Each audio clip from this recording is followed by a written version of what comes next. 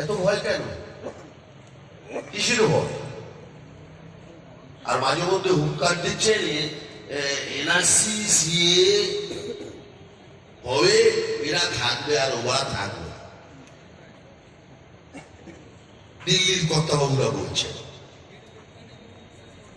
কোথায় ছিলেন 200 বছর? আমার এই দেশ যখন ব্রিটিশরা শাসন করছিল, আপনি রাজাবাবু কোথায় ছিলেন? আপনাদের তো তখন জন্ম হয়নি।